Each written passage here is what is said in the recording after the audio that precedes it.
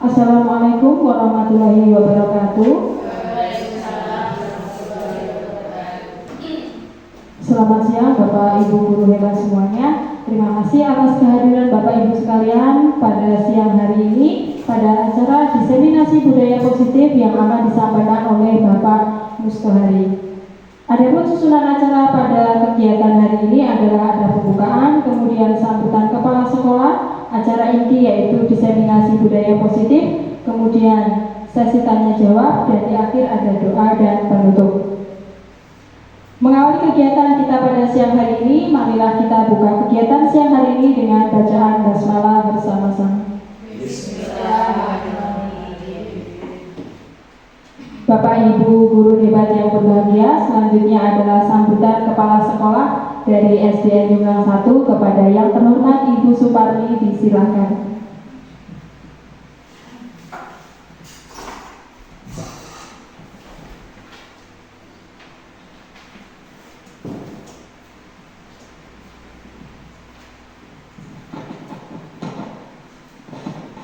Assalamualaikum warahmatullahi wabarakatuh.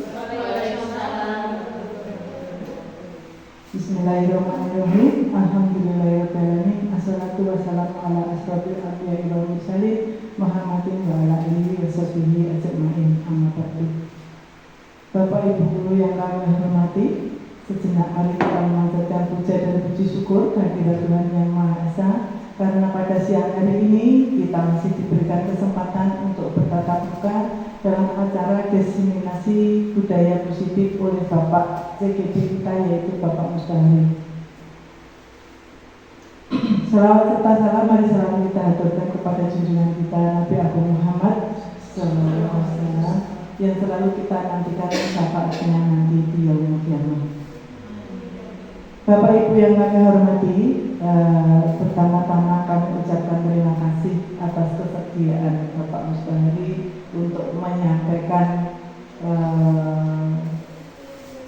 diseminasinya mengenai budaya positif kepada teman-teman.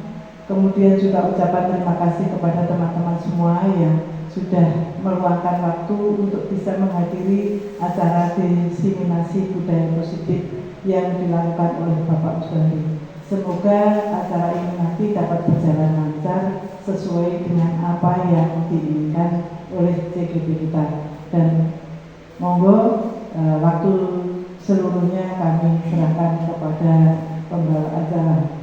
Monggo. Billahi taufiq wal hidayah. Wassalamualaikum warahmatullahi wabarakatuh.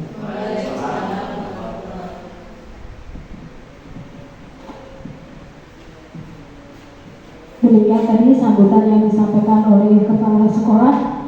Bapak Ibu yang berbahagia, tibalah kita pada acara inti yaitu diseminasi budaya positif yang akan disampaikan oleh Bapak Mustohari selaku calon guru penggerak angkatan 9 Kabupaten Magetan.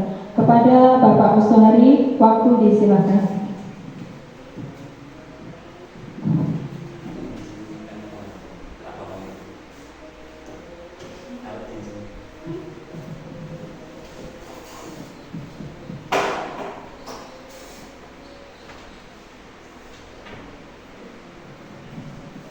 Assalamualaikum warahmatullahi wabarakatuh. Sepertinya lemas sekali karena sudah siang ini. Coba kalau itu saya ingin coba ada semangat sedikit karena kita akan membahas melanjutkan hal penting yang akan kita terapkan di sekolah kita. Assalamualaikum warahmatullahi wabarakatuh.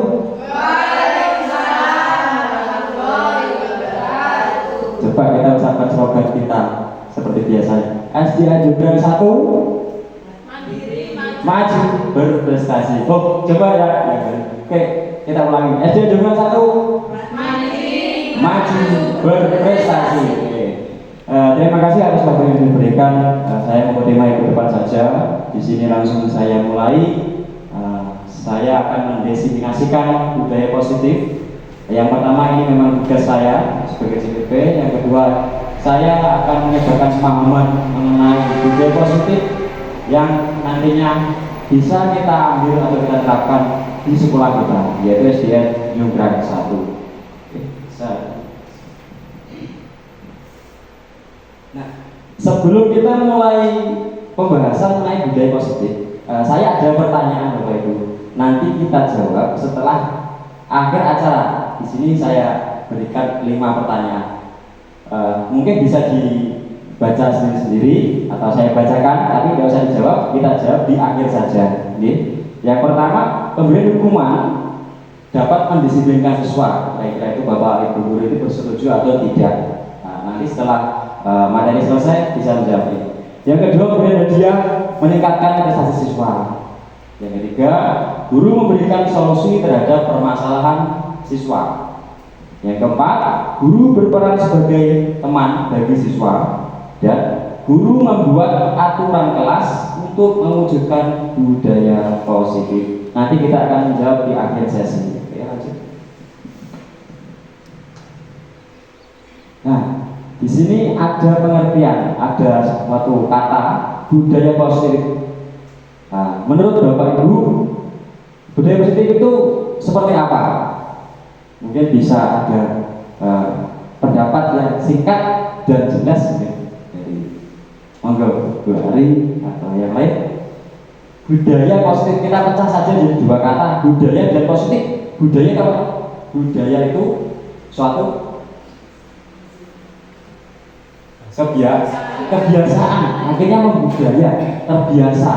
Sedangkan positif itu sesuatu yang baik. Jadi budaya positif itu kebiasaan yang akhirnya nanti menjadi baik yang kita terapkan. Di sini ada perwujudan dari nilai-nilai, keyakinan dan kebiasaan-kebiasaan di sekolah yang berpihak pada murid. Tentunya budaya positif yang kita terapkan di sekolah nanti akan berpihak pada murid-murid kita. Nah, di sini ada materi yang akan saya bahas. Ada 8 materi yang akan saya diseminasikan kepada Bapak Ibu guru. Yang pertama tentang perubahan paradigma belajar. Yang kedua disiplin positif. Yang ketiga nilai-nilai kebajikan. Yang keempat kebutuhan dasar manusia. Yang kelima motivasi perilaku manusia. Yang keenam posisi kontrol guru. 7 keyakinan kelas dan 8 segitiga institusi. Kira-kira dari 8 ini yang menurut Bapak Ibu masih asing yang mana ya? Yang masih asing? Nah, apa? Segitiga? Sama gitu. Nah, nanti kita akan ulik satu persatu, kita akan bahas satu persatu, termasuk segitiga restitusi yang mungkin masih asing di tengah kita. Oke, lanjut.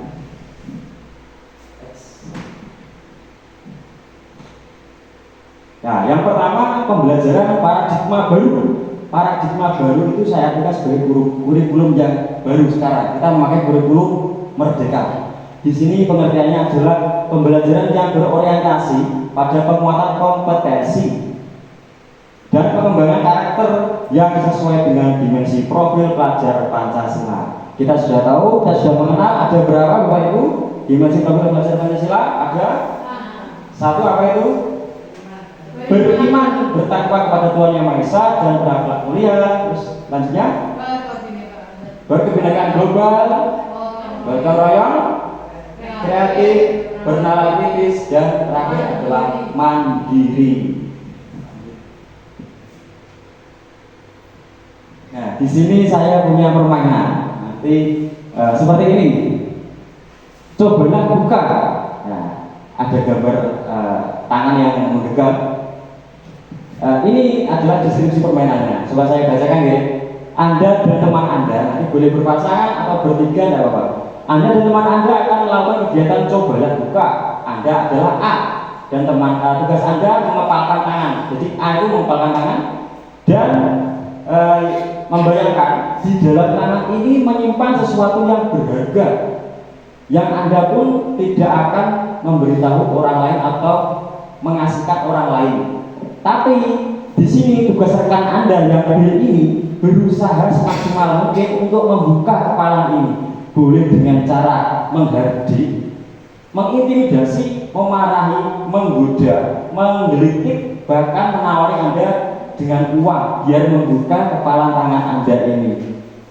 Oke, coba kita praktekkan. Anda bayangkan nanti bergantian Bu ya. Jenengan mengepalkan satunya berusaha untuk membuka kepala tangan. Sekuat tenaga untuk boleh dengan membuat lucu atau menggelitik boleh. Sepenting dia bisa membuka. Pak Oki bisa maju mungkin. Oh sama gue aja, sama Bu Yani. Kita mainkan game ini.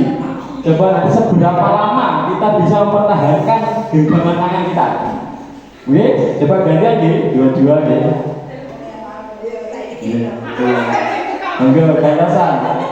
Bu, mungkin bersilat dulu yang menggerakkan tangan ya. Bu Ani yang melepaskan. Coba dilepaskan. Loh, kok mudah sekali? Coba lagi. Dibuka.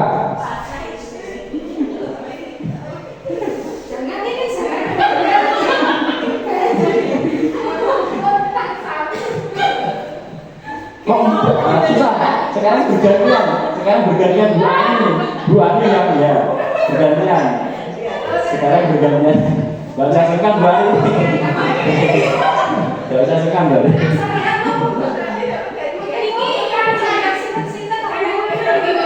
Dipaksa saja gak apa-apa, dibaca. Susah ya? Ingat di dalam itu sesuatu yang sangat berharga kita. Sangat berharga sekali.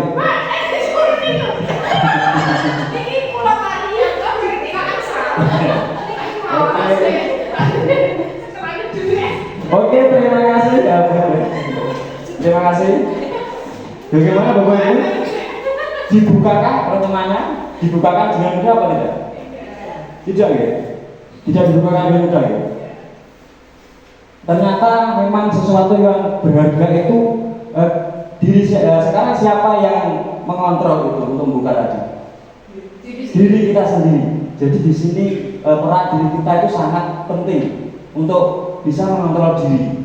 Dengan permainan tadi ternyata tidak mudah ya membuka tangan orang lain. Berarti di sini orang lain bisa tidak mengontrol diri kita. Tidak bisa. Itu yang akan kita wujudkan nanti. Nah, tapi kalau kita berhasil dengan wujudan ini, berarti diri kita belum yakin akan mengontrol diri kita sendiri. Oke. Nah, di sini ada miskonsepsi tentang gaya kontrol yang dipaparkan ada 4. Di sini ilusi guru mengontrol murid yang pertama. Yang kedua, ilusi bahwa semua penguatan positif efektif dan bermanfaat. Ilusi bahwa kritik dan membuat orang merasa bersalah dapat menguatkan karakter. Yang terakhir, ilusi bahwa orang dewasa memiliki hak untuk memaksa. Nah, jadi di sini murid tidak berhak dikontrol dengan 4 elemen ini. Meskipun kita mungkin sering di sekolah itu di kelas kita mengharapkan murid itu sesuai dengan apa yang kita inginkan.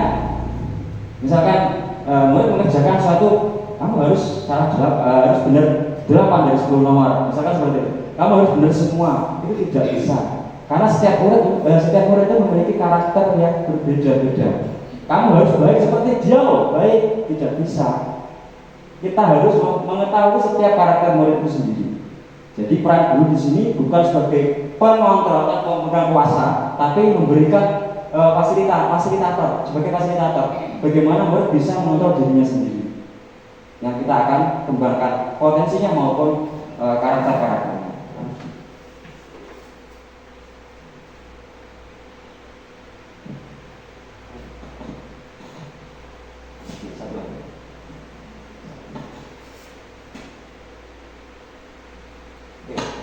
Disiplin positif. Sebentar, disiplin ini menurut Bapak Ibu apa? Secara luas saja, secara luas kita mengetahui disiplin yang di benak Bapak Ibu apa kira-kira dengan kata disiplin? Waktu, apalagi? Bapak Oki, apa Bapak? Disiplin itu? Pekerjaan? Waktu? Disiplin ini kadang-kadang kita kaitkan dengan suatu peraturan ataupun dengan waktu. Nah, di sini saya mengutip dari Jenny Gosen 2001. Arti kata disiplin berasal dari kata bahasa Latin disiplina yang artinya belajar. Kemudian disiplin itu mengacu pada disiplin diri yang memiliki tanggung jawab terhadap apa yang dilakukan berdasarkan nilai-nilai yang diyakini. Jadi pengertian disiplin ternyata luas sekali. Di sini ada pengertian nilai tanggung jawab dan juga nilai-nilai yang mereka yakini yang mewujudkan disiplin diri itu sendiri. Jadi di sini bukan hanya waktu maupun peraturan, tapi lebih ke disiplin dirinya, motivasi diri sendiri. Disiplin positif merupakan salah satu penerapan disiplin yang bertujuan untuk menumbuhkan kesadaran serta memberdayakan peserta didik tanpa imbalan atau penghargaan, reward, ancaman atau hukuman. Di sini jelas sekali disiplin positif akan membudaya, akan terbiasa itu jika tertanam dari dalam diri siswa, intrinsik tanpa imbalan, imbalan atau penghargaan, juga reward, ancaman maupun hukuman. Nanti akan kita pelajari di slide berikutnya.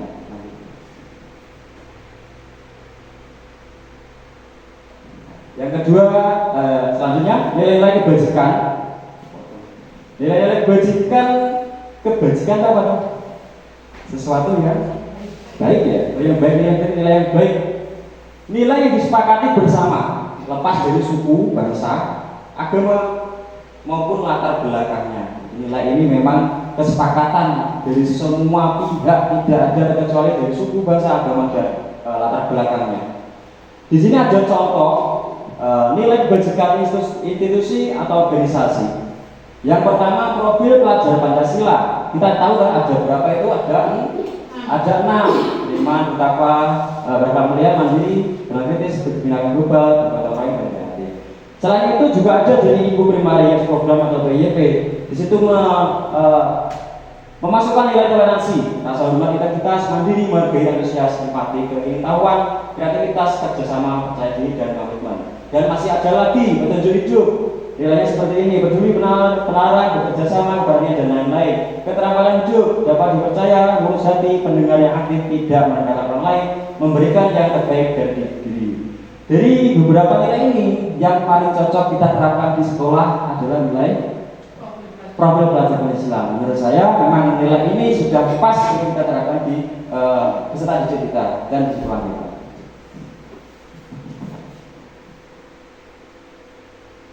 Selanjutnya, kebutuhan dasar manusia secara harfiah atau secara deskripsinya seperti ini. Kebutuhan dasar manusia adalah segala sesuatu yang kita lakukan untuk mendapatkan apa yang kita inginkan dengan tujuan tertentu dalam rangka memenuhi kebutuhan dasar. Jadi kebutuhan dasar. Bapak Ibu mungkin ada yang sudah mengetahui kebutuhan dasar manusia itu misalkan apa contohnya? Misalkan saya contohkan satu, memperoleh kesenangan itu kebutuhan kita enggak? Senang, kita harus senang. Itu kebutuhan dasar manusia. Yang lain kebutuhan dasar manusia.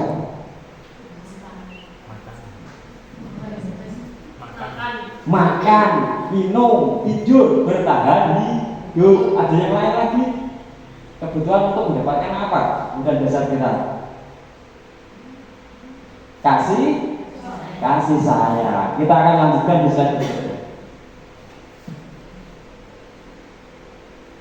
Kebutuhan dasar manusia itu dibagi menjadi 5. Yang pertama bertahan hidup, tadi ada makan, minum, tidur, kasih sayang dan rasa diterima, penguasaan, kebebasan dan kesenangan. 5 ini memang menjadi kebutuhan yang vital ada pada manusia. Jika salah satu dari 5 ini tidak ada, kira-kira kita merasa bagaimana Bapak Ibu? Apa yang kita rasakan jika salah satu saja tidak ada dalam kehidupan kita, kurang, kita tidak mendapat itu, bagaimana? Mungkin kita akan merasa kecewa atau sedih karena tidak bisa memenuhi semua kebutuhan dasar ini. Misalnya kita contohkan kesenangan, kita sebagai bapak ibu guru sudah mungkin sudah lama untuk menghadapi murid kita. Kita masih diberi sebuah waktu untuk bisa merubah murid itu menjadi lebih baik. Ketika kita menemukan satu murid atau salah satu murid itu tidak bisa membuat kita senang, misalkan anak ini susah sekali dibilangin, susah sekali, nakal terus, nggak bisa berhenti. Nah, itu mungkin ada kebutuhan kita atau kebutuhan anak yang belum terpenuhi di sini. Kita jangan menyalahkan diri kita juga, jangan menyalahkan anak juga. Mungkin keduanya ada kebutuhan yang belum terpenuhi. Mungkin siswa itu ingin diperhatikan. Ini yang kedua. Karena kenapa dia kok nakal, dia kok caper, mungkin dia ingin diperhatikan gurunya. Kenapa kita akan merasa anak itu belum berhasil? Apa strategi kita untuk membuat anak itu baik itu mungkin belum sesuai, belum bisa mengendalikan anak itu. Jadi kedua belah pihak ini belum bisa memenuhi kebutuhan dasar. Nah, ini salah satunya ada yang belum. Dunia berkualitas, kebutuhan dasar tadi mengarah ke dunia berkualitas. Apa tuh dunia berkualitas? Di sini ada beberapa pertanyaan. Mungkin nanti 1, 2, 3, 4, 5, 6, 7 pas ya, satu-satu coba. Siapa orang yang ini maaf, ini bukan saya menanyakan privasi, tapi kita share saja. Mungkin ada orang yang bisa menerima sebuah pernyataan dari orang tersebut. Misalkan siapa orang yang paling penting dalam hidup Anda? Mungkin Bu Kepala bisa menjawab. Ibu saya, mungkin ada alasannya. Karena ibu adalah pertama yang melahirkan saya, kedua nilai-nilai kebaikan yang diajarkan oleh ibu itu adalah sungguh mengena di dalam hidup saya. Sampai sekarang nilai-nilai itu akan berusaha saya pertahankan dan saya lanjutkan. Terima kasih. Ternyata Bu Kepala Sekolah membuat orang-orang yang paling penting adalah ibunya. Karena ibu sudah menanamkan nilai kebajikan yang sangat penting buat anak. Mungkin ada yang lain dari Bu Ani? Boleh acak. Boleh acak ya Mas. Pilih yang mana? Dari Bu Jani. Nilai kebajikan apa yang terpenting dalam hidup Anda? Nah, saya akan menjawab pertanyaan itu. Nilai kebajikan yang terpenting dalam hidup saya yaitu adalah sikap peduli. Sikap peduli itu harus kita terapkan di kehidupan. Karena kenapa? Kalau kita peduli pada orang lain, kemungkinan kita akan menjalin silaturahmi lah istilahnya dengan orang lain juga. Jadi semakin banyak kita peduli, kita semakin banyak punya teman. Jadi kita tidak merasa sepi, tidak merasa sendiri. Nah, itu pun terjadi jika apabila kita membutuhkan orang lain. Misalnya kita sedang sedih atau kita sedang kerepotan, maka orang lain pun biasanya juga akan membantu kita. Nah, seperti itu. Itu pendapat saya. Terima kasih. Nilai kebajikan yang sangat baik sekali, peduli ya, karena kita sebagai makhluk sosial ya, kita saling membutuhkan satu sama lain. Poin ketiga, kalau Anda menjadi orang yang ideal, bayangkan Anda menjadi orang ideal. Karakter sifat apa yang Anda paling inginkan pada diri Anda? Istilahnya. Jawab saja sesuai dengan pendapat. Karakter apa yang sesuai? Anda menjadi orang yang ideal. Anda mendapatkan karakter seperti apa?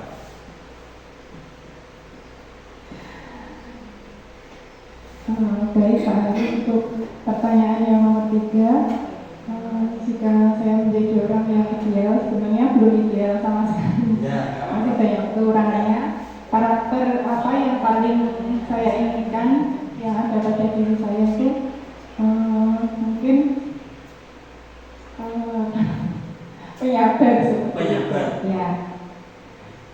Sudah. Terima kasih. Terima kasih Bu Sila. Penyabar ya, karena ada kaitannya dengan guru ya, dengan kan jadi guru. Jadi harus sabar, apalagi kelas bawah ya. Bu Ani juga kelas bawah. Oke, saya bacakan aja. Apa pencapaian Anda yang Anda sangat banggakan sampai sedetik ini? Kira-kira apa pencapaian yang Anda sangat banggakan? Ada tidak? Sampai saat ini menjadi guru ya, menjadi guru. Oke, mungkin bisa mencapai 5 bulan desa tadi. Nah, jadi kita sangat bangga. Saya senang, saya mendapatkan dan sebagainya. Apa pekerjaan ideal bagi Anda? Guru ya, semua pilih guru. Oke, cita-cita yang sangat baik sekali.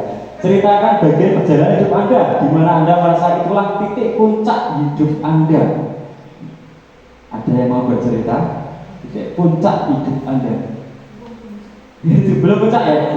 sangat termotivasi saya. Belum puncak berarti masih ada banyak lagi yang ingin dicapai.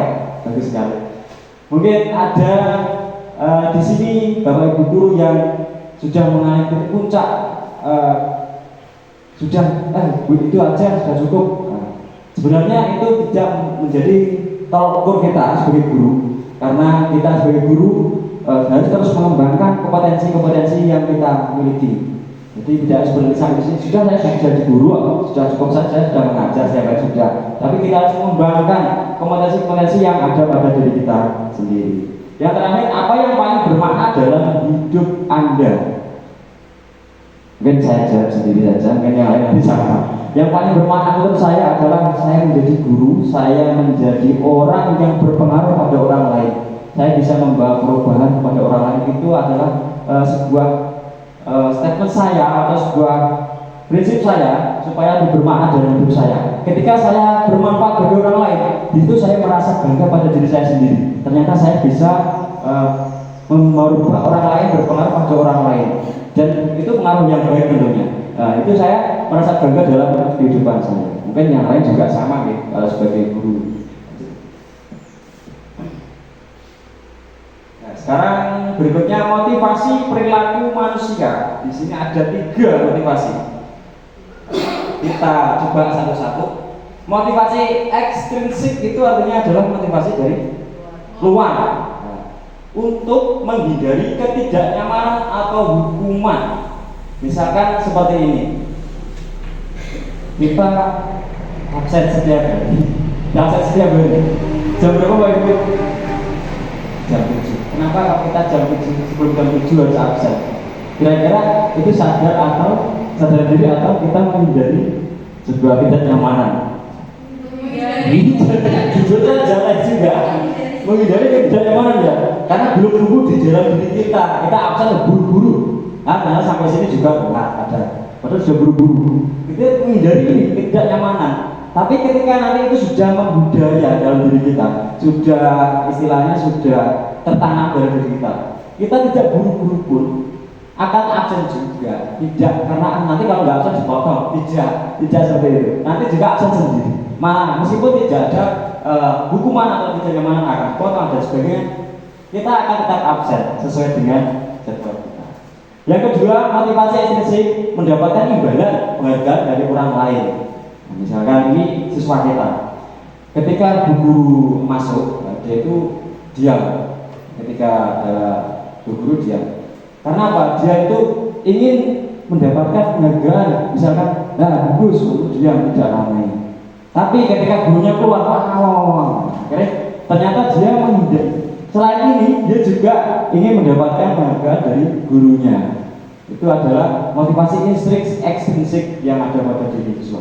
Yang terakhir, motivasi intrinsik ini yang perlu kita tanamkan dalam diri kita maupun diri siswa untuk menjadi orang yang mereka inginkan dan menghargai diri sendiri dengan nilai-nilai yang mereka yakini.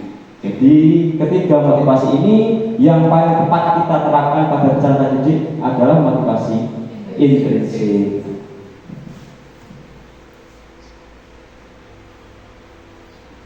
Kita akan membahas mengenai hukuman, konsekuensi, dan restitusi. Mungkin dari ketiga kata itu yang aslinya mana? Hukuman, restitusi. Konsekuensi sudah pernah mendengar, tapi mungkin belum menyeluruh artinya. Hukuman sudah sangat sekali terbiasa kita mendengar hukuman. Oke, kita uraikan satu-satu. Yang pertama, hukuman. Saat kita memberikan hukuman pada siswa, kita pernah kan memberikan hukuman pada siswa, itu yang pertama direncanakan apa tidak?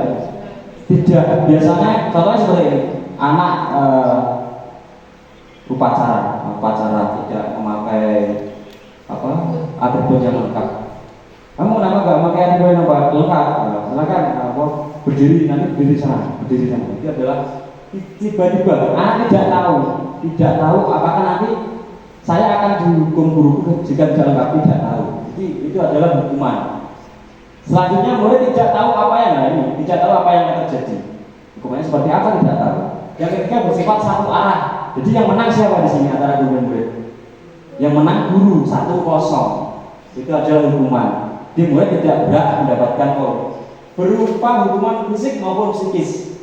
Fisik berupa fisik, ya, hukuman fisik. Yang psikis itu adalah misalkan kita berkata agak keras, agak tegang, atau dengan fisik mata kita yang melotot, suara kita yang lantang, biasanya berupa psikis yang kita berikan pada siswa. Sedangkan konsekuensi di sini sudah terencana. Ini sama sebenarnya, tapi di sini sudah terencana, disepakati sesuai aturan. Jadi anak-anak dan guru itu sudah tahu kalau melanggar ini konsekuensinya ini. Itu sudah tahu, namanya konsekuensi. Murid tetap dibuat tidak nyaman, tapi murid tetap tidak nyaman. Ya, jadi murid tidak nyaman untuk berkegiatan atau melakukan sesuatu. Sikap guru selalu memonitor murid. Ya. Di sini sikap guru selalu mengawasi murid. Jadi murid merasa tidak nyaman selalu diawasi oleh guru. Dia bersikap baik, bersikap santun itu karena terpaksa, karena ada konsekuensinya nanti. Nah, di sini memang lebih baik daripada hukuman. Nah, yang terakhir ini adalah restitusi. Itu adalah proses menciptakan kondisi bagi murid untuk memperbaiki kesalahan dari hukuman. Konsekuensi restitusi ini yang paling tepat adalah restitusi, karena di sini proses kolaboratif mengajarkan murid untuk mencari solusi. Jadi murid itu punya masalah, misalkan berkelahi, murid berkelahi punya masalah. Jadi kita tidak langsung menghukum keduanya atau salah satu yang memulai perkelahian tadi. Cuma kita tidak menanyakan apa konsekuensi tidak, tapi kita merestitusi. Di sini kita merestitusi, kita mendudukkan, mempertemukan, misalkan berkaitan dua orang, mempertemukan dulu. Kita konfirmasi apa yang terjadi sebelumnya. Setelah itu kita baru menanyakan satu persatu. Proses restitusi itu membuat murid itu menemukan sendiri solusinya. Jadi kita tidak mendorong kalau kamu berkelahi, silahkan kamu minta maaf, tidak. Jadi murid sendiri apa yang akan kamu lakukan ketika kamu ingin merubah dari kamu itu, anak-anak. Dia akan menjawab apa, bagaimana memperbaiki kesalahanmu. Nanti dia akan menjawab, saya akan minta maaf Pak. Nah, itu berarti kita hanya mendorong anak untuk berpikir mencari solusi sendiri. Tidak kita yang memberikan solusi, tapi anak yang akan mencari sendiri.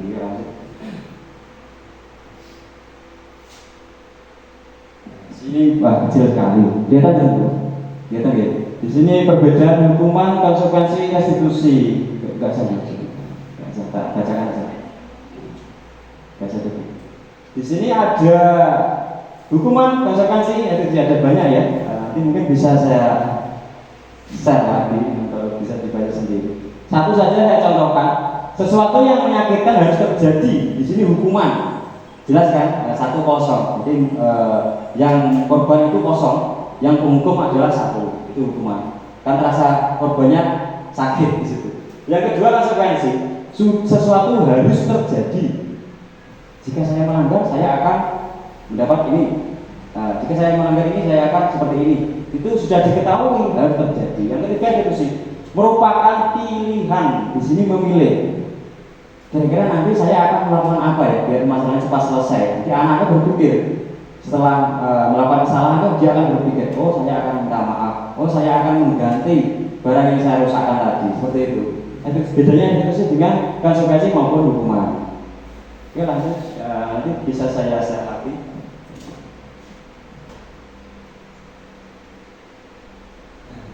Di sini ada beberapa pertanyaan. Nanti Bapak Ibu bisa bersama-sama saja menentukan apakah hukuman atau konsekuensi.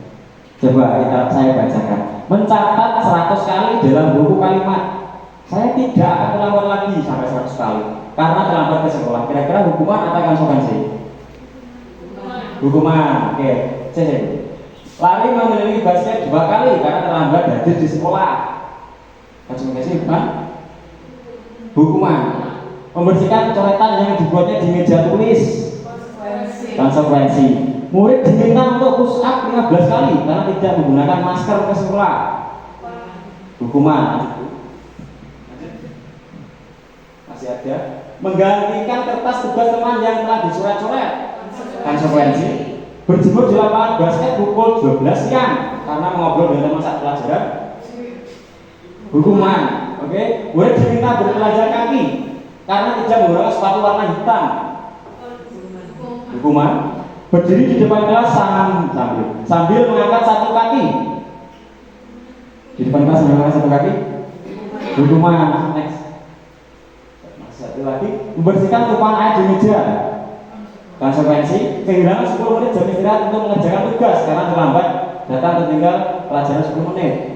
Konsekuensi, lari mengelilingi lapangan basket 2 kali karena terlambat 10 menit untuk pelajaran yang suka. Hukuman, membersihkan WC karena mematahkan pensil temannya. Hukuman, coba kita lihat jawabannya. Next.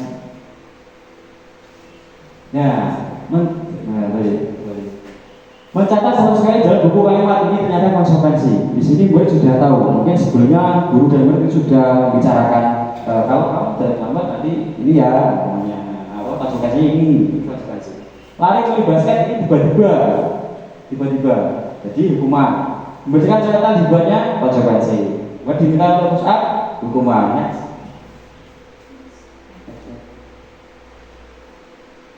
Mengganti kertas tadi konsekuensi, berjemur di lapangan jelas hukuman. Mulai diminta bertelanjang kaki hukuman, berdiri di depan kelas sambil mengangkat satu kaki hukuman. Nanti Bu.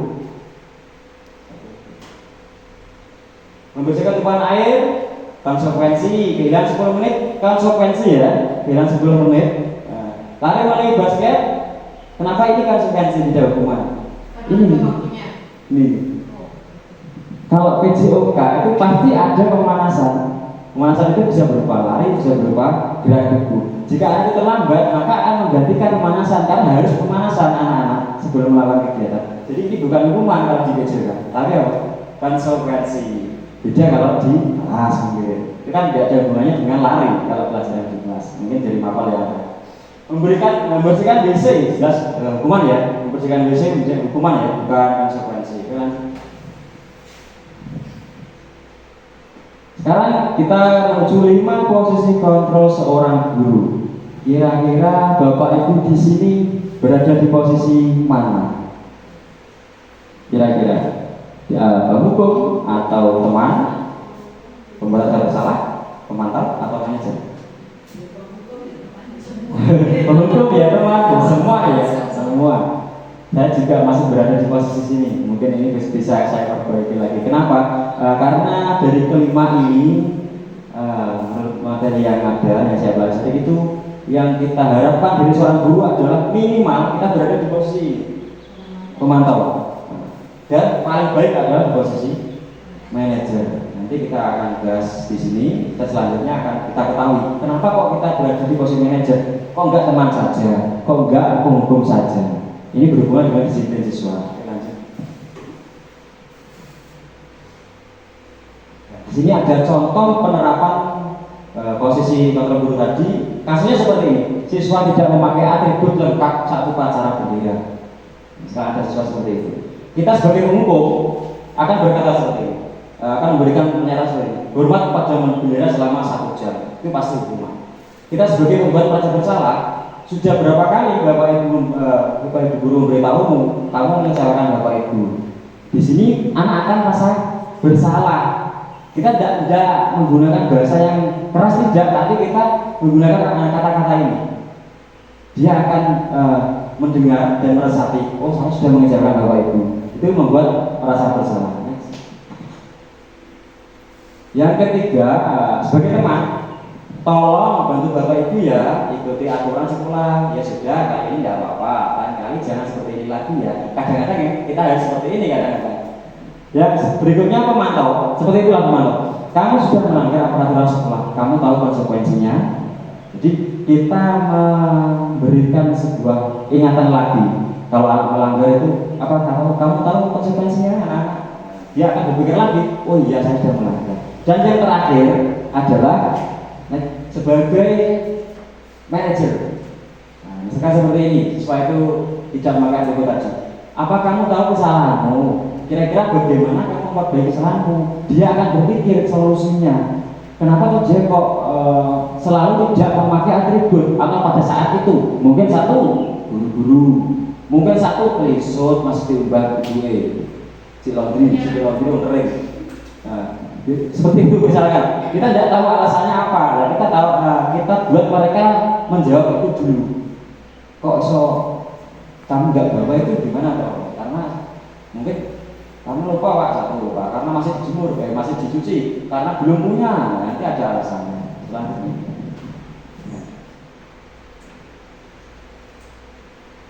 Nah, ini keyakinan kelas. Nah, mungkin ini sudah tidak asing sekali bahwa itu mungkin sudah menerapkan di kelasnya masing-masing. Yang saya tanyakan, mengapa keyakinan kelas bukan peraturan kelas? Kok kalimatnya keyakinan kelas, tapi tidak peraturan kelas? Kira-kira kenapa? Mungkin ada yang bisa menguraikan. Nah, oke, kita next dulu.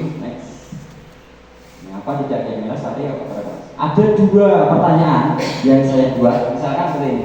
Mengapa kita memiliki peraturan tentang penggunaan helm pada saat mengendarai kendaraan roda 2 atau motor?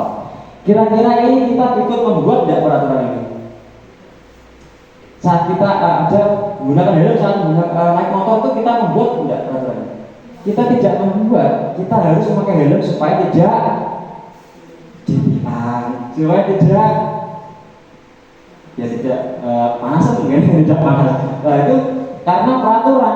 Tapi kalau kita memaknai keyakinan, kita akan berpikir seperti ini. Aku memakai helm biar untuk menjaga keselamatan dan keamanan saya saat berkendara. Itu adalah keyakinan. Jadi kita tidak memaknai memakai helm ini untuk menghindari tilangan polisi, tapi untuk keselamatan. Itulah nilai yang ada di dalam keyakinan ini. Yang kedua, mengapa kita memiliki peraturan tentang penggunaan masker dan mencuci tangan setiap saat? Karena Pak COVID mungkin jalan seperti itu Pak Ibu. Karena COVID nanti bisa tertular. Itu karena peraturan. Tapi kita tidak ikut membuat itu. Kita malah disuruh ada peraturan seperti ini. Pakai masker setiap hari. Mencuci tangan saat mau makan atau setelah makan atau mau bepergian. Tapi kalau kita sadar atau itu karena keyakinan kita sendiri, tanpa kita melihat peraturan ini, setiap hari pun kita akan cuci tangan atau memakai masker jika kita menghadapi situasi yang perlu kita perhatikan, seperti COVID kemarin.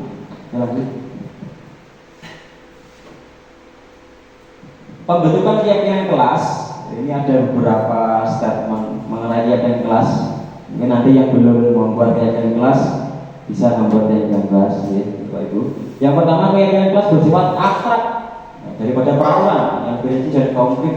Jadi tidak harus keyakinan kelas itu tidak berupa peraturan yang konkret atau sebuah statement yang harus dilakukan, itu tidak, tapi bersifatnya abstrak. Yang kedua, keyakinan kelas berupa pernyataan universal. Pernyataan universal itu yang umum, yang anak-anak bisa memahami, tidak mulek-mulek lah kata-katanya seperti itu. Pernyataan keyakinan kelas senantiasa dibuat dalam bentuk positif. Nah, di sini kata-katanya juga digunakan positif. Nah, boleh nggak kita menggunakan kata dilarang atau jangan? Jangan berlarian di kelas. Boleh? Nah, kita harus menggunakan kata-kata yang positif. Kita rubah jangan. Kita rubah tapi maknanya sama. Misalkan jangan berlarian di kelas. Berjalan di kelas dengan baik atau sopan. Itu sama maknanya. Tidak boleh berlarian. Nah, dirubah seperti itu. Tidak boleh ramai ketika pelajaran. Nah, itu pakai kata negatif. Dirubah. Perhatikan saat pelajaran. Nah, itu kan sama tapi katanya lebih halus. Yang keempat, 5 keyakinan kelas sebaiknya satu yang dapat terdapat di lingkungan tersebut, jelas di lingkungan sekolah ya. Tidak boleh memakai celana jeans. Nah, kan tidak ada konteks di sekolah. Yang punya di sekolah apa saja peraturannya, ya, keyakinannya. Semua warga kelas hendaknya ikut berkontribusi dalam pembuatan keyakinan kelas lewat kegiatan curah pendapat. Semua warga kelas berarti murid dan wali kelas. Jadi tidak hanya wali kelas saja, tapi harus dengan murid. Bersedia meninjau kembali keyakinan kelas. Setelah jadi dari waktu-waktu selalu ditinjau apakah masih relevan keyakinan kelas ini. Kalau tidak ya lanjut. Nah, ini langkah-langkahnya ini yang harus kita capai. Yang pertama, murid-murid itu kita mintai suara pendapat. Kira-kira peraturan yang perlu disepakati seperti apa? Kita buka pertanyaan seperti itu. Nanti akan banyak jawaban. Nah, bagaimana kalau yang kelas 1 dan 2 maupun 3, Bapak Ibu bisa membantu memancing pertanyaan biar murid bisa melanjutkan pertanyaan. Kalau kelas 4 di mana mungkin sudah bisa mendapat sendiri. Yang kedua, mencatat masukan-masukan, jelas. Yang ketiga, susunlah yang kelas jangan harus membutuhkan yang kelas. Gantilah kalimat-kalimat negatif menjadi positif seperti tadi. Jangan, tidak boleh diganti dengan kalimat positif. Tinjau kembali pendapatnya anak-anak. Oke. Tinjau ulang yang kelas. Setelah pendapat berkumpul kan kita membentuk yang kelas, itu ditinjau lagi. Setelah kelas dibuat selesai, maka semua kelas silakan meninjau ulang dan menyetujuinya. Ini biasanya kita membuat tanda tangan di sini. Misalkan kita buat poster, di situ ada keyakinan, seluruh warga kelas tanda tangan di situ. Nah, berarti ini intinya sudah disetujui. Keyakinan setelah kelas bisa diletakkan di dinding di poster tadi. Oke?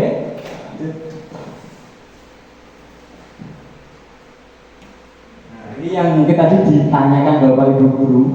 Mungkin yang paling penasaran ya, ketika itu apa tahu? Di sini adalah proses dialog yang dijalankan oleh guru agar dapat menghasilkan murid yang mandiri dan bertanggung jawab. Seperti tadi saya sudah mencontohkan kasus tadi, ada permasalahan diselesaikan dengan restitusi, yaitu berdialog dengan peserta didik. Nah, ini adalah gambaran sebagai restitusi. Ada 3 komponen penting. Yang pertama adalah menstabilkan identitas, validasi tindakan salah, dan menanyakan keyakinan.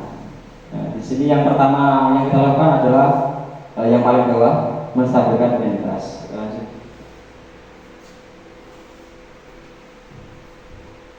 Ya. Di sini ada menstabilkan identitas. Apa artinya stabil identitas? Artinya adalah berdasarkan prinsip membuat kesalahan adalah bagian dari proses pembelajaran. Jadi kita itu membuat anak itu nyaman dulu. Sebelum kita menjudge anak, kamu salah ya, jangan diperbaiki. Kamu sini salah, kamu salah. Sekarang minta maaf. Nah, itu jangan seperti itu dulu. Tapi kita membuat kesalahan, memanah itu sebagai proses pembelajaran. Jadi kita tuntun satu, ada prosesnya.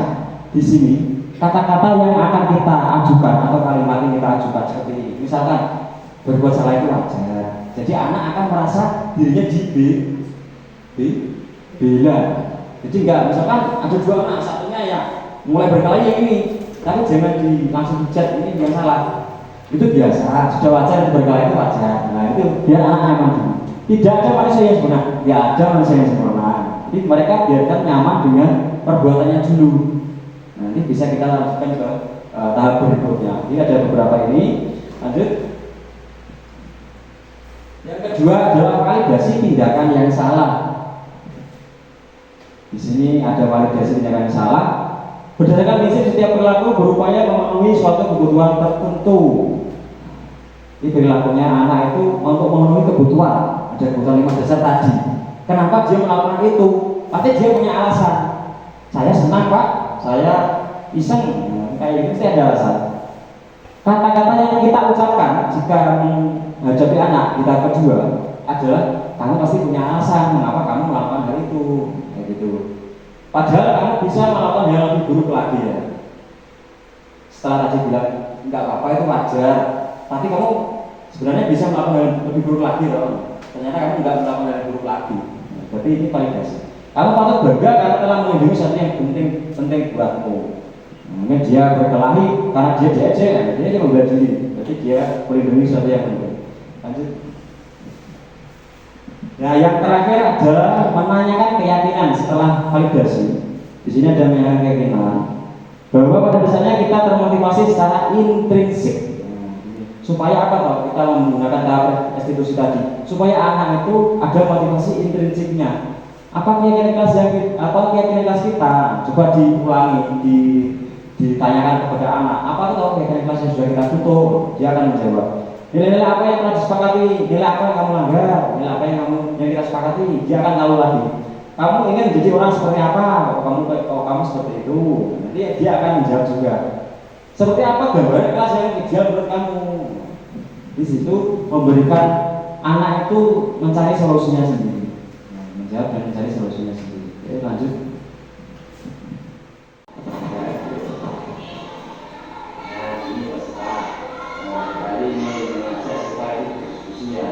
Jadi baru nilai siswa itu di rumah orang murung sekali. Kalau boleh tahu, kenapa kok sekolah dulu? Susah itu kenapa? Karena ini, benar. Jadi ini itu mengambil nama siswa, ini nama ayahnya. Oh, jadi ini siswa. Kalau memang perasaan seperti itu akan sangat mewakili. Jika Bali berada di posisi sifat, mungkin Bali juga akan merasakan dari sana, Bali juga akan burung, Bali juga akan sedih.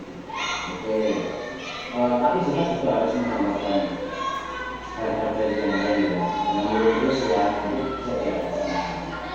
Oke, jangan Bali ngomongnya. Apa yang ingin sifat lakukan supaya nanti rumah saya ini bisa selesai? Oke, ini harus meminta. Oke, nanti Kak Guru sampaikan pada ibu supaya bisa meminta maaf bersifat dan tidak mengambil dengan keputusan tadi ya. Waalaikumsalam, silakan itu maksudnya. Tapi yang sudah, sebentar ya, kali ini berbicara dengan maksudnya. Maksudnya tahu nggak apa Guru ini memanggil maksudnya ini? Tidak ada. Jadi gini maksudnya. Itu sih apa itu sih di situ di luar ya kalau setelah manu itu Bali di sana dan berbicara pada Siva itu kelihatan umum sekali lah sebenarnya. Soalnya Pak Guru itu tanya pada Siva kenapa kamu saat dia menjawab besar saya kesal dengan temannya karena mengambil namanya itu dengan nama bapaknya. Saya tanya lagi kira-kira siapa itu yang nama dengan uang namanya Mas Rina sekarang baik apakah mau kasih benar ya benar ya oke jadi Mas Rina mengambil sesuatu dengan nama bapaknya ya oke kira-kira kali ingin bertanya itu kenapa orangnya mengambil sesuatu dengan bapaknya itu alasannya kenapa bercanda ya oke bercanda jadi itu bisa nggak kita bercanda ya? Oke, Reno itu memang manusia sekali. Karena Reno senang kan? Reno sebenarnya senang kan bercanda itu. Pak itu manusia sekali. Jadi memang saat Reno ini bisa menyakiti perasaan namanya tadi sambil kan kita punya nama kan? Nah dipanggil dengan nama yang sesuai saja. Nama selain nama. Oke. Lalu apakah tindakan seperti itu akan terus dilakukan? Tidak ya. Kalau tidak terus dilakukan, kira-kira yang dengan apa yang sudah dilakukan ini? Nah, Mas Guru sudah melakukan yang jelas ini. Menghormati. Kira-kira saya menghormati antara teman dan itu penting atau tidak? Penting ya. Kalau penting, nanti tindakan seperti apa yang akan dilakukan masalah ini untuk memperbaiki masalahnya ini? Meminta maaf, kasih Pak, supaya tidak mengulangi dan mengulangi perbuatan yang mengambil nama ayahnya tadi. Silakan punya anak. Nah, dipanggil dengan namanya saja. Ya, bisa ya. Ini Mas Dino dan Siva. Tadi saya sudah diskusi dengan Siva di sini di Mas Dino. Dan Siva tadi melihat sendiri dan di sana. Seluruh sekali. Ternyata Siva itu bicara pada hari, apanya Mas Dino memanggil Siva dengan nama bapaknya dan Tari juga bertanya dengan Mas Dino kan benar ya. Oke. Sekarang Tari menemukan banyak juga. Kira-kira nanti tinggalkan Mas Dino apa? Biar Mas Dino maaf. Nah,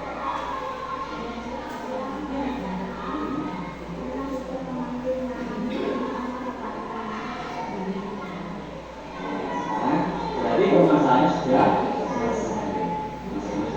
Maaf dan support sudah makan ya. Apa ya? Jangan diulangi lagi. Silakan nanti alias setelah ini berkembang lagi Oke, setelah ini silakan kembali beristirahat.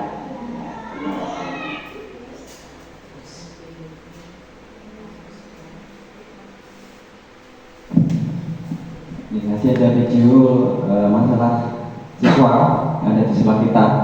Saya coba dengan restitusi. Apakah dengan restitusi sekali hari selesai masalahnya? Tentu tidak. Kita harus tetap mengawasi atau memantau anak-anak tersebut. Jadi meskipun kita sudah memberikan solusi, sudah ada inisiatif dari anak sendiri, minta maaf dan sebagainya, itu terus kita pantau terus, karena itu tidak sekali bisa terselesaikan masalah seperti itu. Dan seterusnya kita juga akan menyelesaikannya lagi dengan segitiga solusi sampai benar-benar tumbuh motivasi intrinsik pada siswa. Oke, setelah rangkaian kegiatan hari ini sudah selesai, ada pertanyaan tadi yang di awal. Sekarang kita bisa menjawab bersama-sama. Pemberian hukuman dapat mendisiplinkan siswa. Setuju apa tidak? Hukuman dapat mendisiplinkan siswa. Setuju apa tidak? Hukuman, setuju apa tidak? Tidak ya. Hukuman lebih ke kekerasan ya. Tidak setuju. Pemberian hadiah meningkatkan prestasi siswa. Hadiah. Kira-kira siswa itu akan meningkatkan prestasi karena ada hadiah. Setuju tidak? Karena itu motivasi ekstrinsik, tidak dari siswa itu sendiri. Saya akan karena ada dia saya akan semangat. Kalau tidak ada dia, kalau dia nggak dapat hadiah, sudah hilang semangatnya. Berarti tidak memberikan motivasi intrinsik pada siswa. Guru memberikan solusi terhadap permasalahan siswa. Setuju? Setuju. Guru berperan sebagai teman bagi siswa. Setuju. Mungkin ada teman, memantau dan sebagainya. Guru membuat aturan kelas untuk mewujudkan budaya positif. Setuju atau tidak setuju? Tidak setuju. Kenapa? Ya, benar. Mungkin ini memang di benak kita, keyakinan itu aturan, sebenarnya beda. Aturan itu dibuat oleh kita, guru sendiri. Tapi kalau keyakinan, kita dan murid. Jadi yang kita setuju itu yang keyakinan, bukan yang aturan. Karena dibuat oleh kita dan murid, guru dan murid, namanya keyakinan. Oke, lanjut. Oke, sudah selesai diseminasi saya hari ini tentang budaya positif. Selanjutnya mungkin nanti ada sesuatu yang ditanyakan atau yang mungkin bisa saya jawab, saya silakan.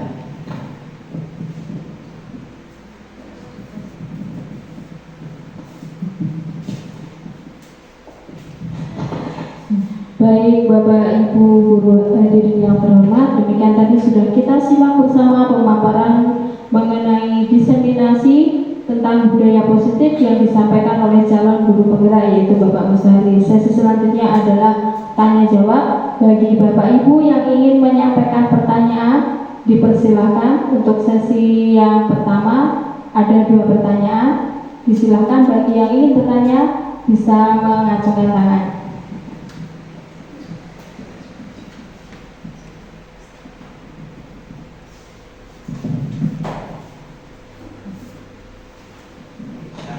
Ya, terima kasih atas waktunya. Perkenalkan, saya Ari Wijayanti.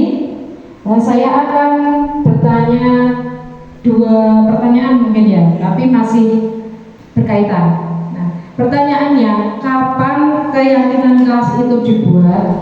Dan kemudian apakah suatu saat keyakinan kelas yang sudah kita buat itu bisa diubah setelah terbentuk?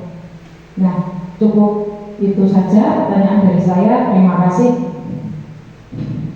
Terima kasih atas pertanyaannya. Ada 2 pertanyaan tadi.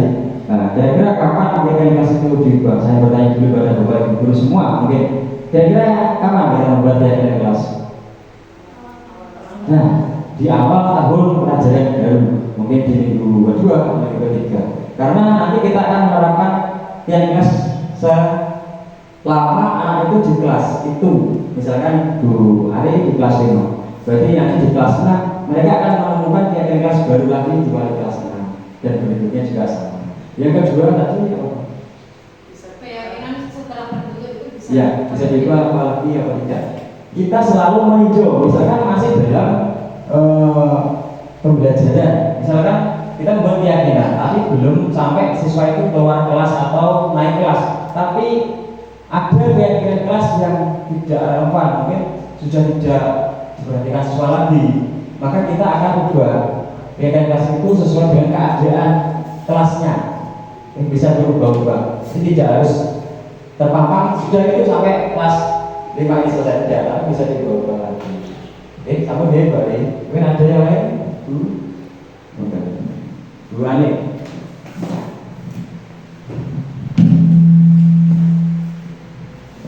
Terima kasih atas waktu yang diberikan. Satu pertanyaan dari saya, Bapak. Apakah keyakinan kelas bisa diterapkan di kelas 1 yang notabene kelas 1 itu masih susah untuk membaca? Strategi seperti apa yang bisa digunakan untuk membuat dan menerapkan keyakinan kelas untuk kelas 1? Terima kasih.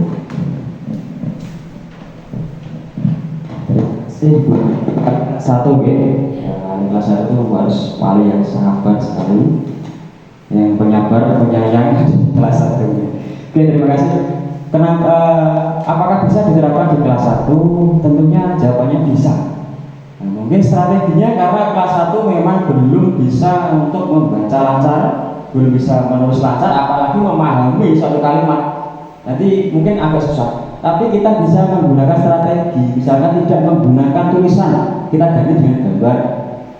Nah, tapi gambar itu juga harus dengan sosialisasikan ke siswa. Artinya gambar ini, oh ini harus menghormati, oh ini harus senang, oh ini harus minta maaf jika melakukan kesalahan. Jadi gambar itu harus dengan sosialisasikan.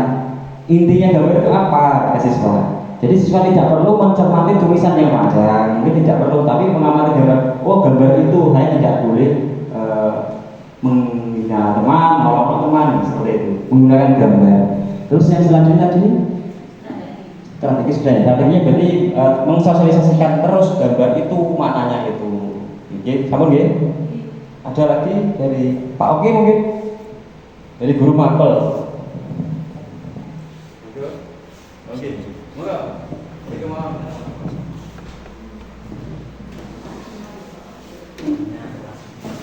Ya, pakai ini Kak, dari kelas.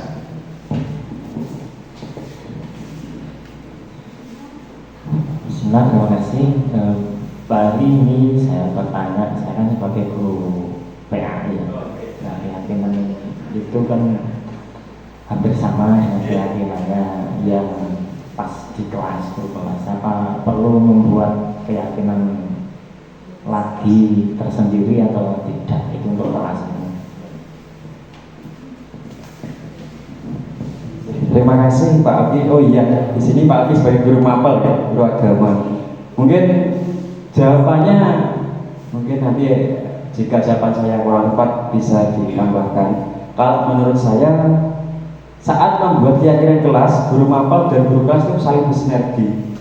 Jadi ada kolaborasi membuat keyakinan kelas itu. Misalkan Pak Abi guru agama ingin menerapkan keyakinan kelas yang diinginkan, yang mungkin diinginkan Pak Oki seperti ini di kelas ini. Jadi Pak Oki membuatnya bersama guru kelas. Jadi ketika guru kelas membuat keyakinan kelas, nah Pak Oki di situ ikut berpartisipasi dalam membuat keyakinan kelas. Kalau membuat sendiri pun saya kira mereka nggak masalah. Misalkan Pak Oki membuat keyakinan kelas mapel agama dan keyakinan kelas sendiri ada, tapi di sini kontennya lebih fokus ke kelas. Keyakinan kelas berarti jadi satu, yang diinginkan Pak Oki sebagai guru mapel, yang diinginkan guru kelas sebagai guru kelas, wali kelas. Jadi satu keyakinan saja. Nah, jadi bisa berkolaborasi dengan wali kelas. Ngerti nggih, Pak Oki? Oke. Ada lagi Bapak Ibu? Mungkin.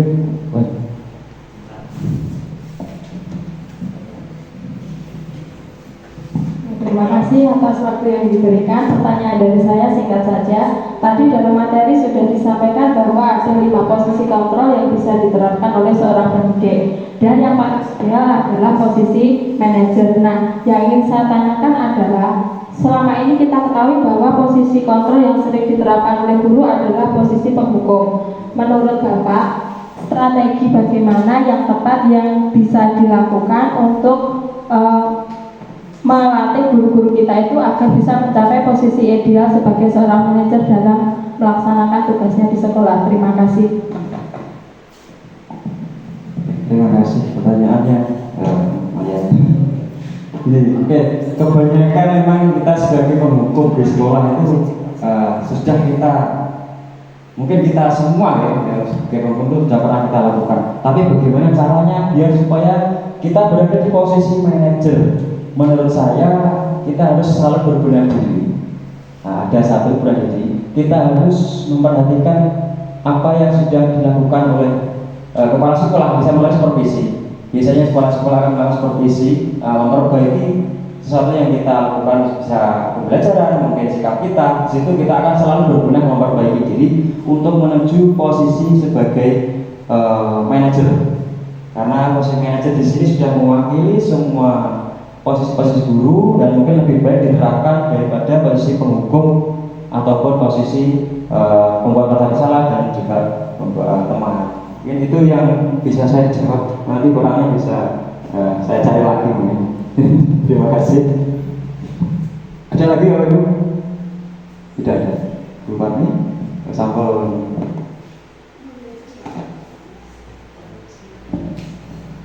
Oke, kalau sudah tidak ada, saya mohon maaf bila ada pemaparan atau pemahaman ini yang kurang lengkap. Mungkin saya bisa memperbaiki lagi di pemahaman berikutnya. Jadi di sini saya mengharapkan proses diseminasi budaya positif ini tidak hanya saya lakukan karena tugas saya sebagai guru penggerak, tapi juga karena saya ingin menyebarkan budaya positif benar-benar di lingkungan sekolah SD Jemberana 1 khususnya. Jadi saya mengharapkan semua Bapak Ibu, semua guru sekolah berkolaborasi untuk membudayakan benar-benar budaya positif ini. Jadi tidak hanya Bapak Ibu guru, tapi juga semua warga sekolah, baik anak maupun tenaga pendidikan. Itu yang dapat saya sampaikan. Akhirul kalam, terima kasih atas waktu yang sudah berkenan hadir di diseminasi. Wassalamualaikum warahmatullahi wabarakatuh. Bapak Ibu guru yang kami hormati, sebagai ungkapan rasa syukur kita atas terlaksananya kegiatan pada hari ini, marilah kita berdoa bersama yang akan dipimpin oleh Bapak Oki Ribut Yuda. Kepada yang bertugas disilakan.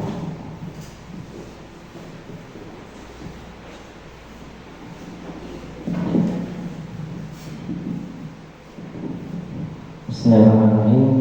Marilah Bapak Ibu kita akhiri diseminasi budaya positif di pertemuan yang sangat berbahagia ini dengan menengadahkan tangan kita seraya menundukkan diri kita bahwa diri kita ini merupakan diri yang tidak ada apa-apanya tanpa ada pertolongan dan kekuatan dari Allah SWT. Inna Allah wa malaikatahu ala nabi ya ayyuhalladzina sallu alaihi wasallam taslima. Allahumma shalli wa sallim wa barik ala Muhammad walhamdulillahi rabbil alamin. Allahumma ighfir lil muslimin wal mu'minat wal muslimin wal muslimat al ahya'i minhum wal amwat innaka sami'un qarib mujibud da'wat. Rabbana taqabbal minna innaka antas sami'ul 'alim wa tub 'alaina innaka antat tawwabur rahim. Allahumma a'inna nafi'an wa rizqan thayyiban wa 'amalan mutaqabbalan. Allahumma barik lana fi SDN Jumlah 1 Rabbana atina fid dunya hasanah wa fil akhirati hasanah wa qina adzabannar. Subhana rabbika rabbil izzati amma yasifun wa salamun alal mursalin walhamdulillahi rabbil alamin.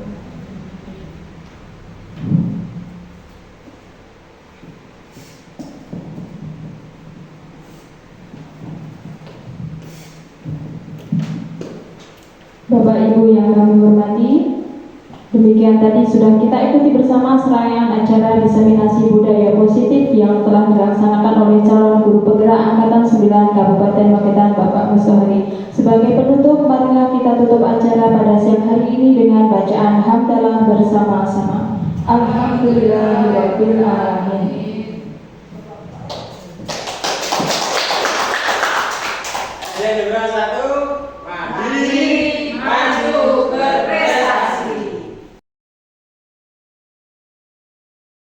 Assalamualaikum warahmatullahi wabarakatuh. Saya Ari Wijayanti, saya teman dari Bapak Mustohari, yaitu adalah guru penggerak atau calon guru penggerak angkatan 9. Saya ingin menanggapi tentang diseminasi dari Bapak Mustohari, yaitu tentang budaya positif, diseminasi tentang budaya positif. Nah itu. Nah tadi saya menanyakan tentang kapan toh itu peraturan kelas dibuat, dan apabila sudah dibuat itu bisa diubah apa tidak. Nah jadi sekarang saya tahu kapan peraturan kelas itu dibuat, keyakinan kelas itu dibuat, dan bisa diubah apa tidak. Ternyata bisa, dan dibuatnya itu pas tahun ajaran baru. Nah saya juga tahu tentang perbedaan antara peraturan kelas dan keyakinan kelas. Karena dulu saya kira itu peraturan kelas itu sama dengan keyakinan kelas, tapi setelah mendengarkan diseminasi dari Bapak Mustohari, saya jadi lebih paham akan perbedaan peraturan kelas dan keyakinan kelas. Terima kasih. Assalamualaikum warahmatullahi wabarakatuh. Di sini saya akan menyampaikan testimoni saya setelah mengikuti diseminasi budaya positif yang sudah disampaikan oleh calon guru penggerak. Di sini saya merasa senang sekali karena mendapatkan ilmu yang selama ini belum saya ketahui, terutama mengenai budaya positif, segitiga restitusi, dan juga penanganan masalah-masalah yang ada di sekolah. Dengan mengikuti diseminasi tersebut memberikan saya wawasan dan juga pemahaman bahwa dalam mengatasi permasalahan khususnya siswa di sekolah, kita bisa menggunakan segitiga restitusi untuk menyelesaikan permasalahan dengan tujuan bahwa menyadarkan siswa tersebut dan juga menanamkan rasa tanggung jawab terhadap siswa. Dari sini saya juga belajar bahwa budaya positif itu sangat penting sekali untuk diterapkan di sekolah demi kemajuan sekolah dan juga menciptakan karakter siswa yang berakhlak mulia. Demikian testimoni saya setelah mengikuti diseminasi. Terima kasih dan wassalamualaikum warahmatullahi wabarakatuh. Terima kasih kepada Pak Ari, saya ucapkan atas diundangnya saya untuk mengikuti diseminasi penyampaian materinya. Saya mendapatkan banyak pelajaran dari kegiatan tadi, terutama tentang keyakinan. Selama ini saya belum tahu apa itu keyakinan, baik itu sebagai guru kelas maupun sebagai guru mapel. Ternyata yang sudah diutarakan tadi sudah cukup bagus untuk saya jadikan pembelajaran ke depannya dalam rangka mendisiplinkan kelas khususnya. Dan cukup itu Pak Ari, terima kasih, dan terus kembangkan kegiatan-kegiatannya seperti itu tadi.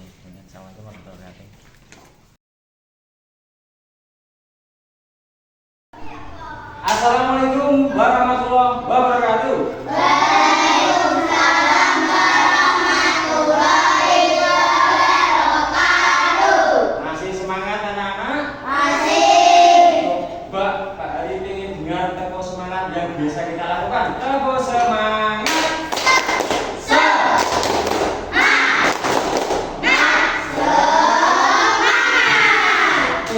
Meskipun cuaca sangat panas sekali, kita harus tetap semangat.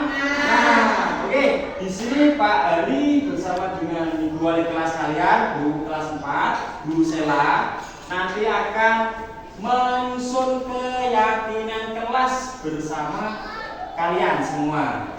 Sekarang siapa yang tahu apa artinya keyakinan kelas itu apa?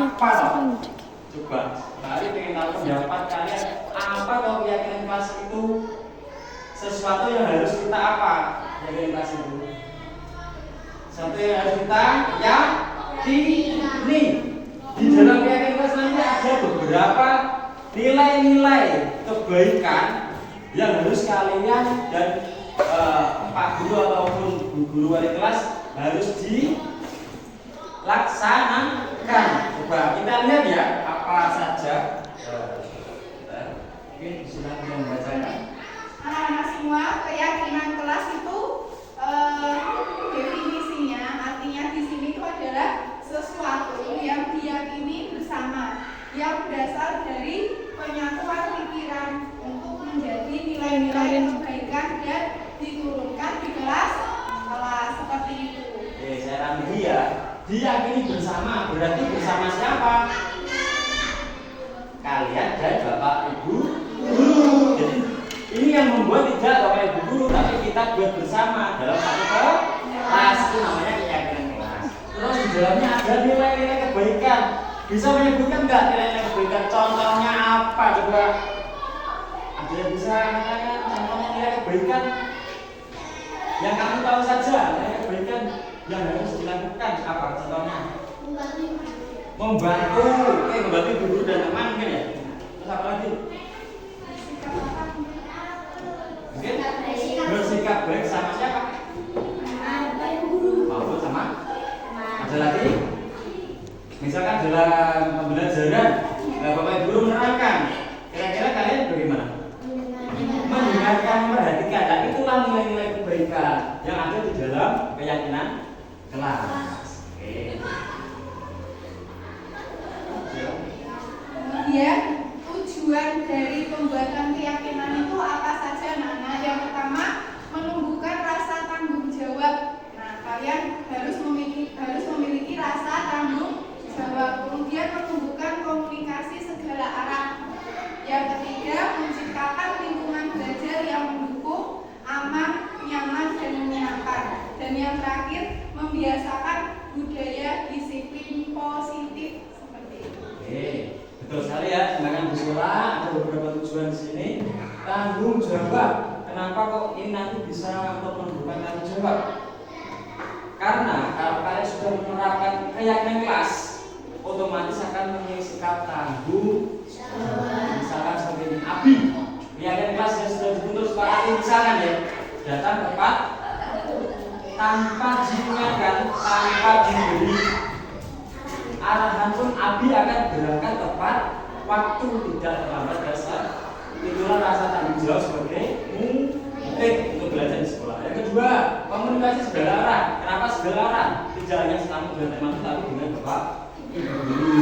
Yang ketiga, lingkungan belajar yang aman, nyaman, dan menyenangkan. Kira-kira kalau semua keyakinan dipenuhi, aman tidak? Tidak ada yang oloan, tidak ada yang ramai, aman tidak? Aman ya? Nyaman?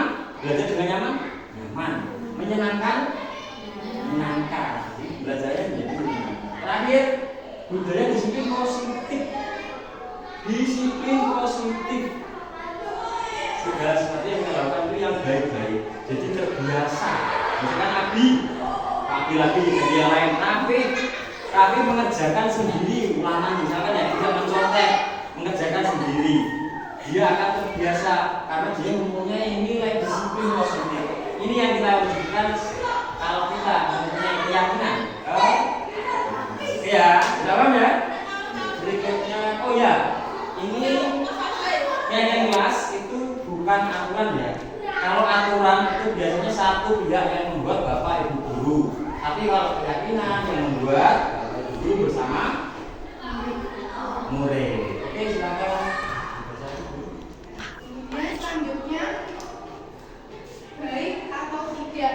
Kira-kira dari gambar nomor 1, baik atau tidak? Tidak. Kenapa tidak? Apa yang dilakukan di nomor 1? Tahu ya gambarnya? Nah, kita tentukan baik atau tidak dulu. Nomor 2? Tidak. Baik. Oke, nomor 3? Baik. Nomor 4? Baik. Nomor 5? Tidak baik. Dan yang terakhir nomor 6? Baik. Ya tahu ya, gambar apa ini sudah tahu ya. Tidak perlu banyak jelaskan ya, mungkin salah satu aja ini termasuk baik atau tidak. Nah, ya, karena bahasa apa? Di sini kalian sudah mengetahui mana yang baik, mana yang buruk. Untuk nanti bisa di ide gagasan atau ide keyakinan kelas yang akan dibuat.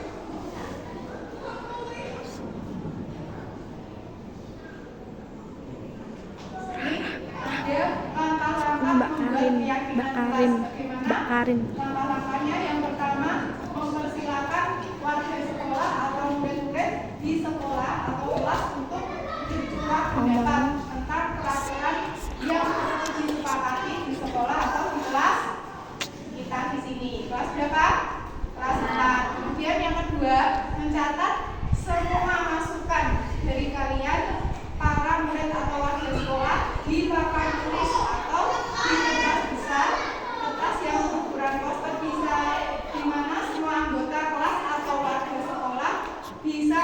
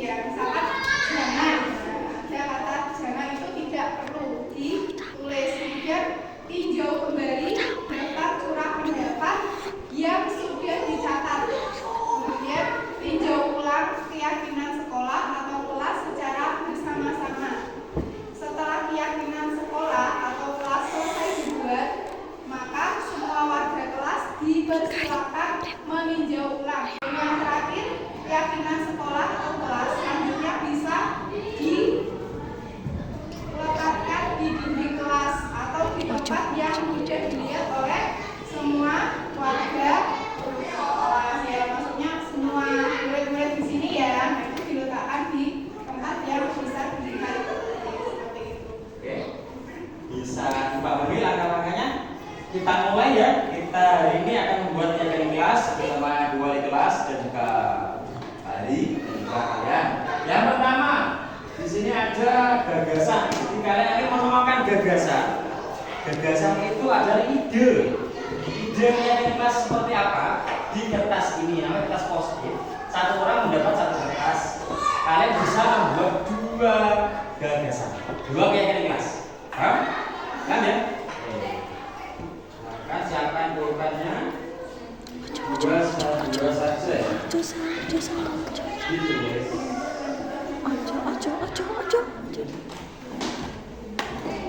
Dua ide, dua ide.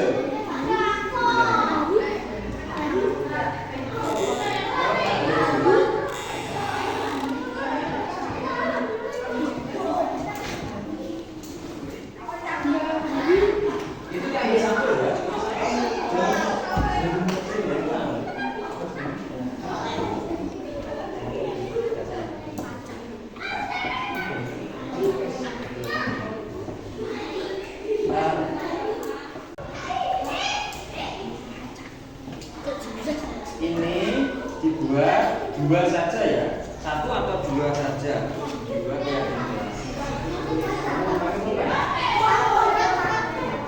Dua saja, tidak apa-apa, nanti diambil satu, jangan dilepaskan, jangan dilepaskan. Ya,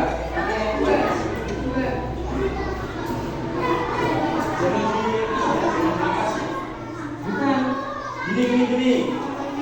Hanya di depan ya, hanya di sini langsung dua gitu ya, nggak usah dua kertas, tapi satu kertas ini dua ya. Dan ini jangan dilepas, soalnya ada bisa direkatkan di situ. Kalau kamu lepas ini nggak bisa, biarkan seperti ini, cuma satu saja yang ditulis, satu kertas saja. Tapi dua. Oke, silakan.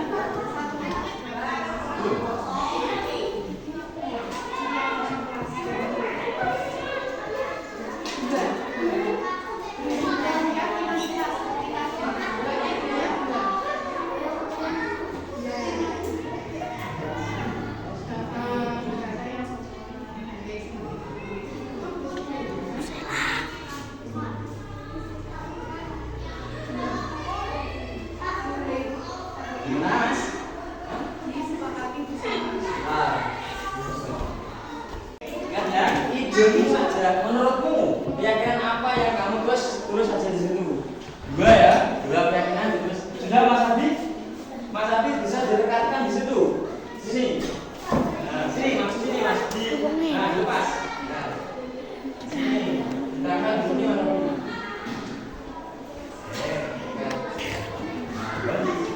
Sudah maksud sini kakak.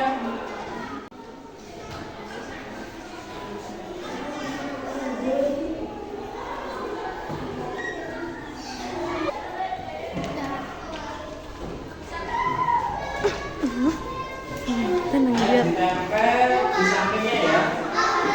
Silakan langsung turun sini. Antri menempel. Nah. Balik boleh sih, enggak apa-apa. Sampingnya apa bawahnya enggak apa-apa. Bawahnya enggak apa-apa, sampingnya enggak apa-apa. Oke. Bawahnya aja ya. Bawahnya aja. Satu di atas bawahnya. Kayak mau satu. Ya, kalau sudah kembali lagi. Nah, sip. Oke. Kurang dua orang ya tadi. Ya. Ayo.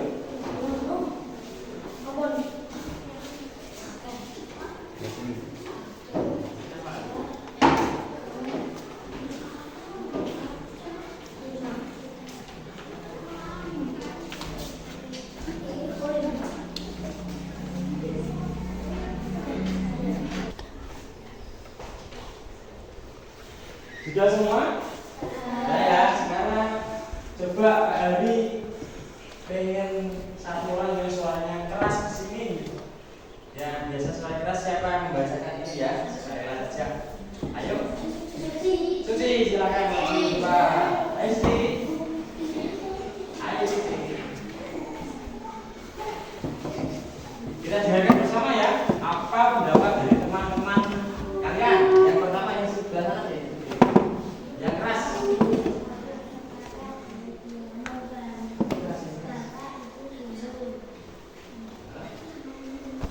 Ya, berkata baik membantu Bapak Ibu guru.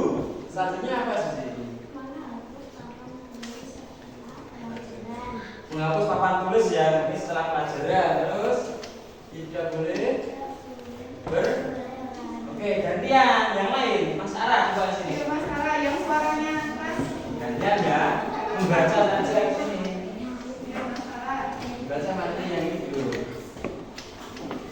Menjaga kebersihan kelas, tiket bersama, tidak boleh berkelahi, datang tepat waktu.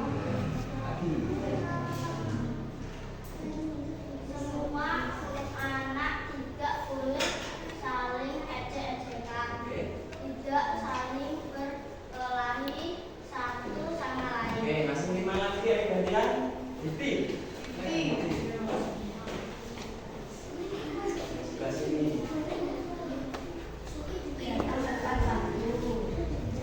Mendengarkan guru saat berbicara, datang ke sekolah tepat waktu, menghormati guru, datang tepat waktu, berbicara dengan sopan kepada bapak ibu guru dan teman, datang tepat waktu, harus memperhatikan guru ketika menerangkan.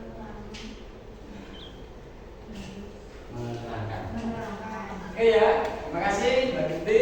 Kita sudah berada di tahap 2, mencatat semua masukan-masukan para murid warga sekolah di papan tulis ya di situ ya. Sudah dicatat dan sudah ditempelkan.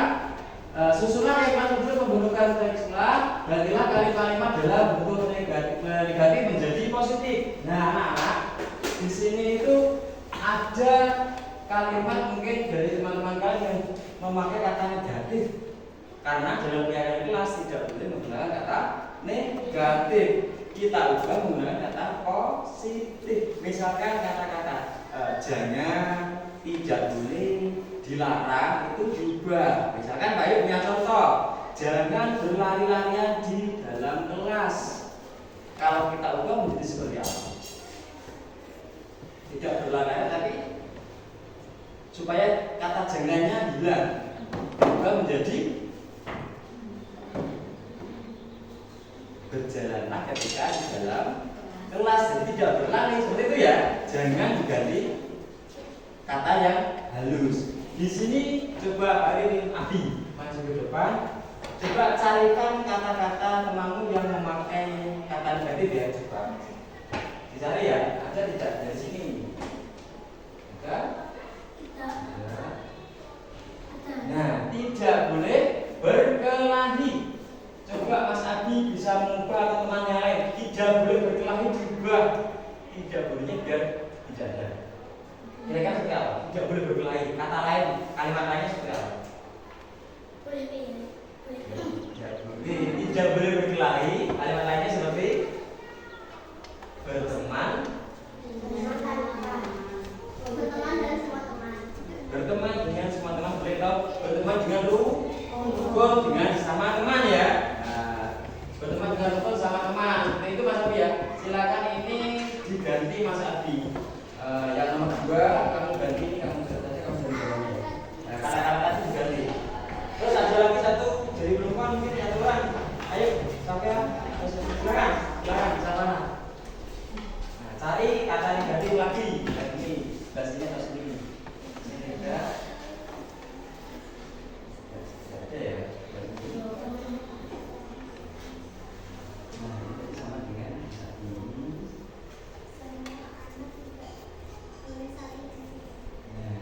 Tidak boleh saling ejek-ejekan. Kira-kira kamu ganti apa? Tidak boleh saling ejek-ejekan.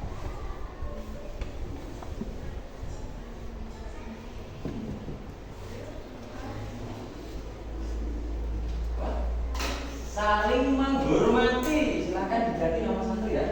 Iya, diganti. Ayo satu lagi. Satu lagi.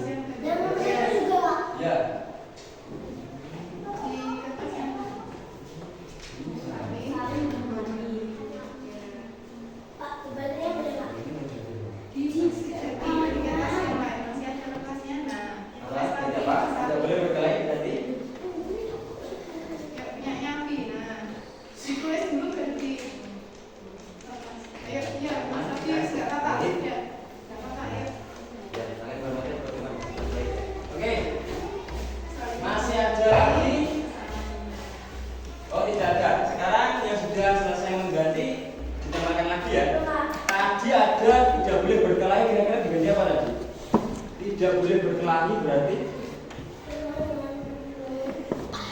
rukun sesama teman. Nah, tadi kan sudah kamu diganti rukun sama teman. Ada lagi yang apa tadi? Mengejek ya? Tidak boleh mengejek, kira-kira diganti apa? Tidak boleh mengejek. Apa tadi sama mana ya? Saling menghormati, benar sekali. Yang di sana sudah nomor 2 apa itu? Nomor 2? Tidak saling berkelahi sama dengan Mas Ati tadi. Hidup rukun. Rukun dengan teman. Diganti yang baru saja. Ditulis yang di kertas yang baru ya. Gak usah ditulis di kertas yang baru. Ditulis di kertas yang baru.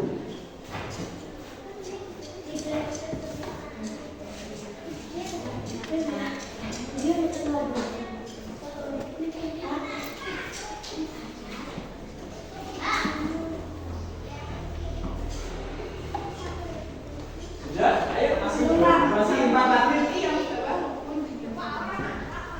Masih 3 dulu kita ayo siapa nih? Savana sama Bumi. Siapa ya? Apa siapa? Ayo, silakan diangkat.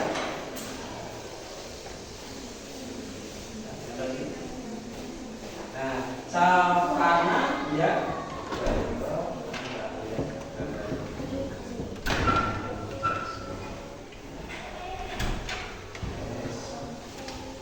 Orang satu lagi.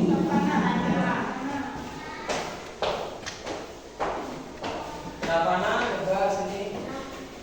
Dari minta tolong dikelompokkan yang sama ya. Nah, misalkan saya berkelahi sambil dan ini saya berkelahi semua. Coba ada nggak? Ini beda ya. Ini beda disendirikan. Ini sekarang ada apa ya? Nah, kemudian ya Pak.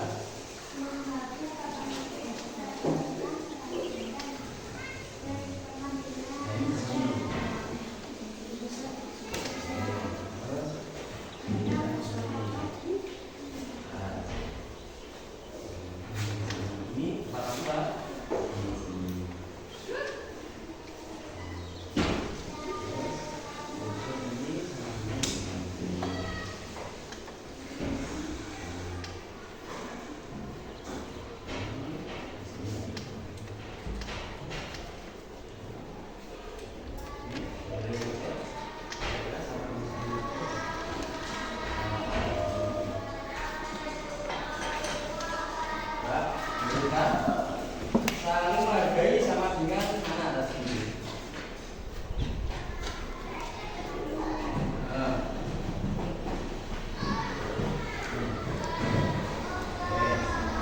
Terima kasih Mbak Savana. Nah, sekarang sudah semua ya. Ide ini sudah dikelompokkan sama temanmu. Yang sebelah sini itu membantu Bapak Ibu guru. Berkata baik, ya, bertutur kata baik.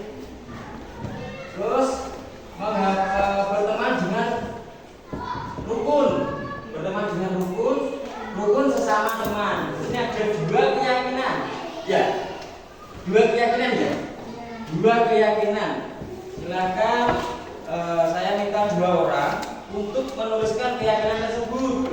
Maju 2 orang. Sini. 2 orang silakan, putri boleh, putra putri boleh, putra juga boleh. Enggak, orang dulu aja. Nah, di sini kan ada 2. Ini berkata dengan baik, jadi bertutur kata baik. Kamu tulis di sini 1, yang 1 rukun sesama teman, kamu tulis di sini. Silakan ya. Oke, silakan ditulis. Tapi boleh sini juga. Yang tulisannya yang bagus ya. Nanti kita tempel di sini membuat garis. Islam ini bisa membantu. Yang kedua ada lagi, baru kita bantuan 2 orang dari yang laki-laki, maksud 2 orang. Yang laki-laki silakan 2 orang. Nih, datang ke sekolah tepat waktu ya. Nah, tadi kan yang pertama sudah berkata, kamu boleh waktu. Nah, ini kan sama, ya. Berbicara dengan tepat. Yang bertutur kata dengan baik tadi ditambah yang mungkin ya bertutur kata dan bertingkah laku dengan baik atau sopan, mungkin dengan sopan. Silakan ditulis sini. Datang kepada Bapak Guru. Sama dengan ini ya. Sekolah tepat waktu. Silakan menjaga kebersihan kelas. Nah, ini udah beli dulu makanya udah dulu baru kembali. Ini Abi, ini apa? Dua orang putri lagi di sini. Tiga orang putri. 3 orang putri di sini. Hah? Spidol dan itu coba ada. Nih, gantian ya spidol. Nah, silakan mulai dari ini sudah. Ya sudah. Terus ini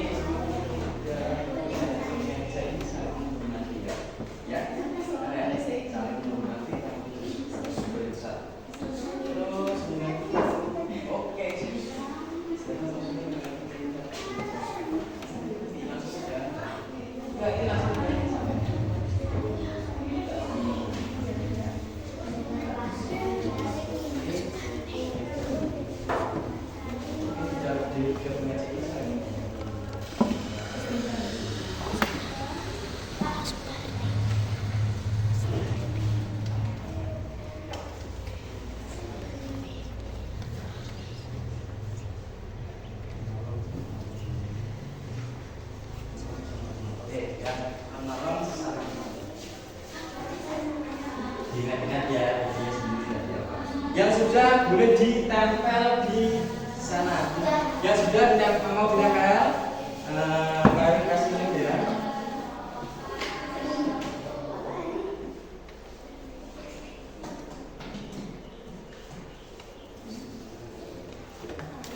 Kamu tempel di tas yang sebelahnya itu, Mas.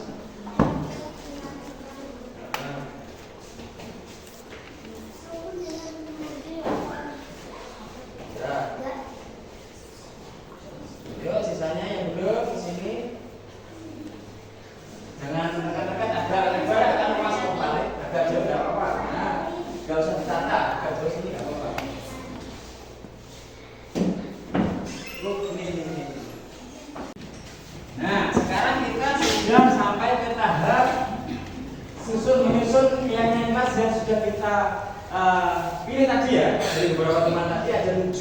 Ini bisa dibacakan. Ya. Keyakinan kelas yang sudah dibuat bersama-sama ada menjaga kesucian kelas, kemudian rukun sesama teman, berkata baik dan sopan, menolong sesama teman, datang ke sekolah tepat waktu, saling menghormati dan rukun dengan teman, dan yang terakhir saling menyayangi. Kira-kira itu disetujui apa tidak? Setuju ya? Disetujui?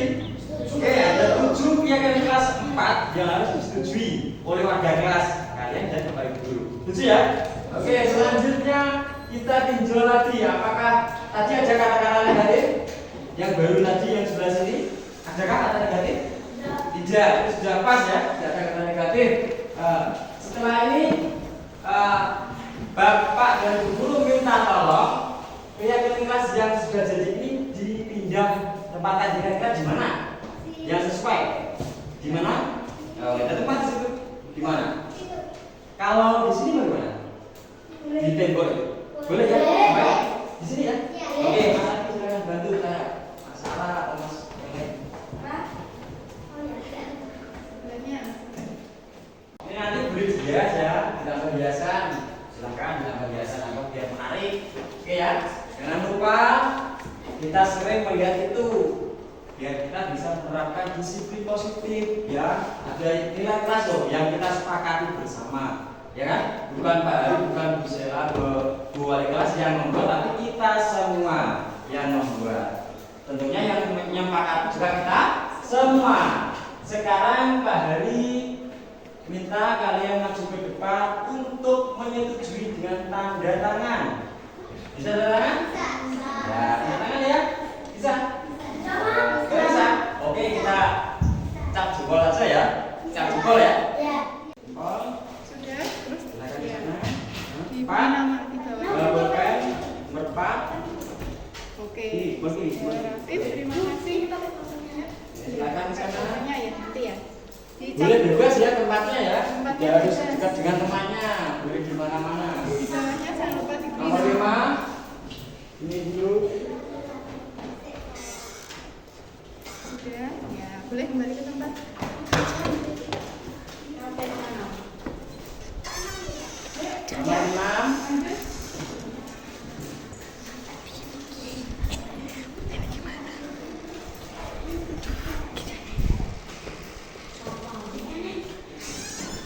lanjut. Nomor 6. Ayo. Ya. Pulpen. Ya. Terus berikutnya yang belum sih.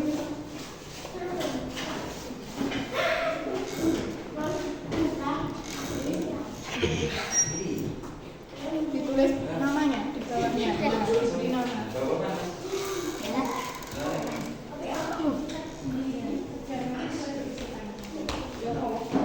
Sudah semua. Belum, kurang ini tidak orang. Belahnya ya, di atas boleh Bu, di atas ya, gitu. Nah, terus tulis namamu di bawah jempol. Oh, terus namamu di bawah jempol. Hah? Nama panggilan aja nggak apa-apa, kalau ada. Oke, silakan kembali.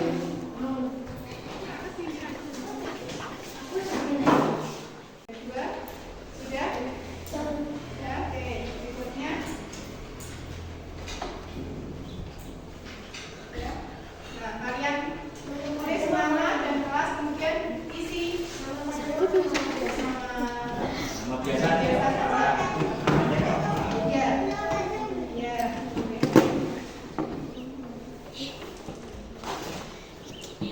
Ya. Silakan diisi terlebih dahulu. Dikumpulkan ke teman yang paling depan. Silakan. Ya, kumpulkan ke paling depan sama anak. Ya. Sudah dikumpulin.